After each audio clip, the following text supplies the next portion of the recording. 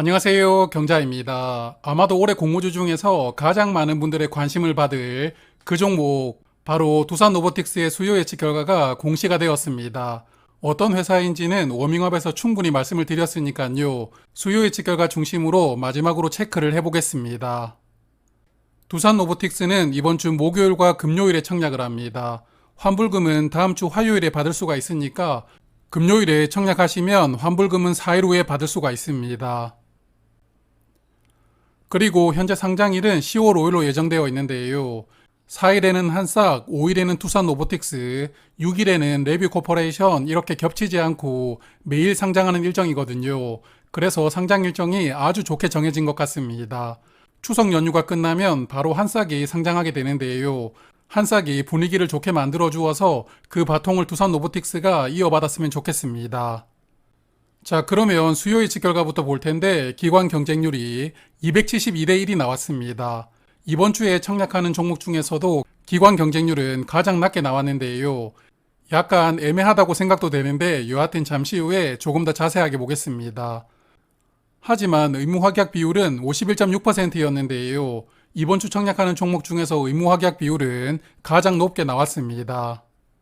기관 투자자의 납입 능력을 확인하게 되면서 기관들이 예전처럼 뻥튀기 청약을 하지 못하는 상황입니다.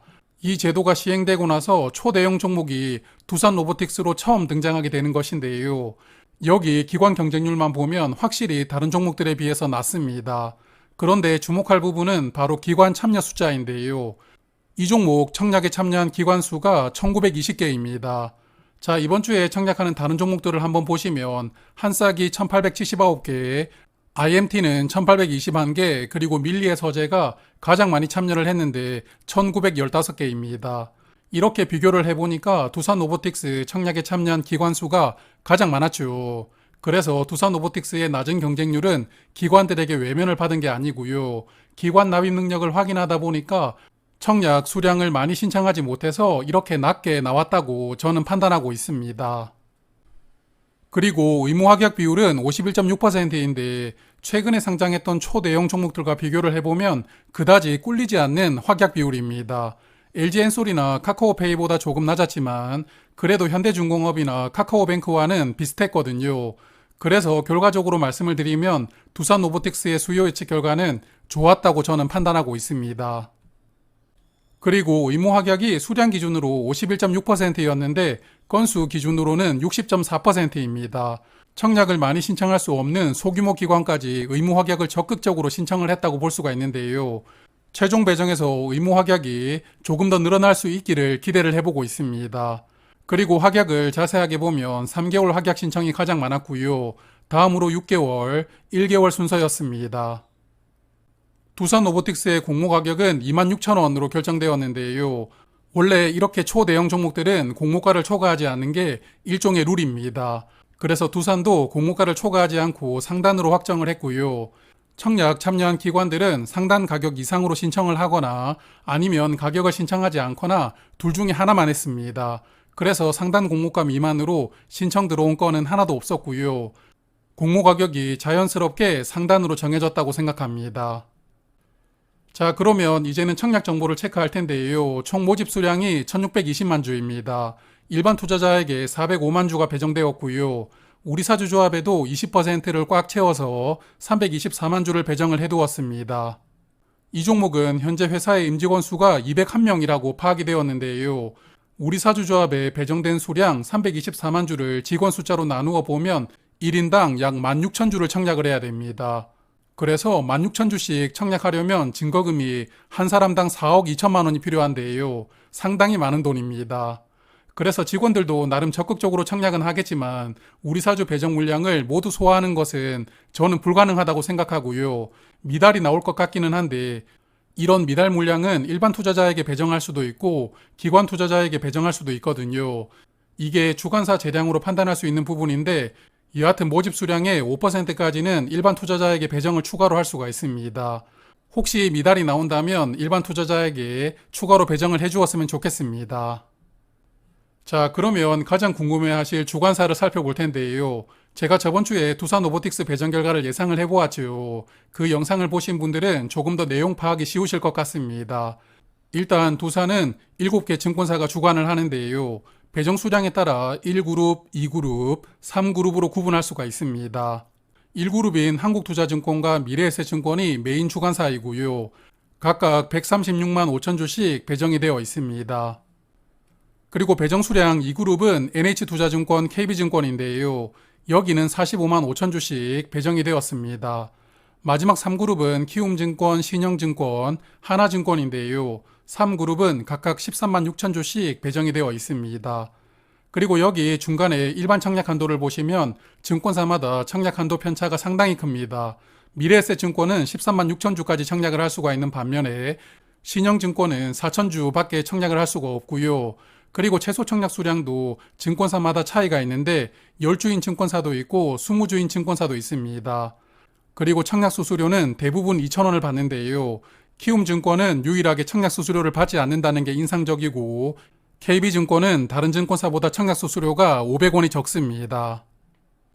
자, 그래서 7개 증권사 중에서 메인 주관사인 한국투자증권과 미래에셋증권만 조금 더 디테일하게 살펴보겠습니다. 한투는 일반 청약 한도가 22,500주, 풀 청약하신다면 증거금은 약 3억 원 정도가 필요합니다. 그리고 최소 청약 수량은 20주, 증거금은 26만 원이 필요하고요. 미래에셋증권은 일반 청약 한도가 13만 6천 주인데 풀 청약 증거금이 약 18억 원이 필요합니다.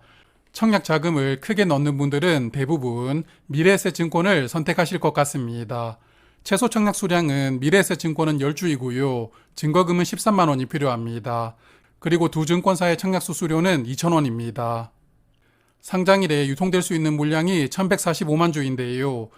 전체 물량의 17.7%만 유통되는 조건이니까 유통 물량이 좋습니다. 다만 덩치가 크기 때문에 공모가 기준 유통금액이 약 3천억 원 정도 되는데요. 어차피 이날 단독 상장하니까 그날 단타 수급을 많이 끌어와 주기를 기대해 봅니다. 그리고 상장일에 매도할 수 있는 기존 주주 물량은 309만 주가 있습니다. 기존 주주 중에서 개인 주주는 없고요. 재무적 투자자 2곳이 물량을 보유하고 있습니다. 기존 주주 중에 개인 주주가 없다는 점도 저는 긍정적이라고 생각합니다. 재무적 투자자 이인방은 22년 1월에 최대 주주인 두산의 구주를 인수했다고 하는데요. 이때 약 9만 원에 인수를 했습니다. 두산 로보틱스는 작년에 액면 분할을 하면서 주식 수가 10배로 늘어났습니다. 그래서 액면 분할을 감안하면 재무적 투자자들은 이때 9,050원에 취득을 한 것인데요. 공모 가격의 약 3분의 1 가격으로 주식을 취득하였습니다. 이렇게 취득한 물량이 상장일에 309만 주가 나오게 됩니다. 공모 가격 근처에서 이 물량을 정리하더라도 큰 수익이 나오는 상황인데요. 그래도 부디 흐름을 만들어가면서 정리를 해주길 바라봅니다. 자, 그리고 21년 이후로 지금까지 로봇 관련 종목이 5종목이 상장했는데요. 21년도에 레인보우 로보틱스, 해성 TPC가 상장했고 22년도에는 뉴일 로보틱스, SBB테크, 뉴로메카가 상장하였습니다. 뉴로메카는 상장일의 시세가 조금 애매하게 나왔지만 나머지 4종목은 상장일의 따상이거나 상한가로 마감하는 좋은 시세를 보여주었습니다. 그리고 이 중에서 요즘에 시장의 주목을 받고 있는 종목이 레인보우 로보틱스인데요. 아무래도 두산 로보틱스의 경쟁사이기 때문에 여러모로 비교가 될 수밖에 없는 상황입니다. 그래서 두 회사를 오늘 기준으로 다시 한 번 더 비교를 해보겠습니다. 오늘 레인보우 로보틱스의 시가총액은 약 3.3조 원이었는데요. 저번 주에 한번 비교를 해보았을 때 3.8조 원이었던 것 같은데 그 사이에 주가가 조금 하락하였습니다. 두산 로보틱스는 공모가 기준 시가총액이 1.7조 원입니다. 현재 기준으로 레인보우 로보틱스의 밸류인 시가총액 3.3조 원이 된다면 주가는 5만 1,000원이 될 수 있는데요. 공모가 대비 2배 정도 상승한 주가로 계산이 됩니다. 여하튼 두산이 상장할 때까지는 시간이 아직 남아 있으니까요. 청약하시는 분들은 로봇 종목들, 특히 레인보우 로보틱스나 두산 로보틱스의 지주사인 두산의 주가 흐름을 관찰해 보시는 것도 좋을 것 같습니다. 그리고 마지막으로 균등 청약을 예상을 해볼 텐데요. 저번 주에 100만 계좌 정도 참여할 것이라고 예상을 했는데 지금도 생각의 변화는 없습니다.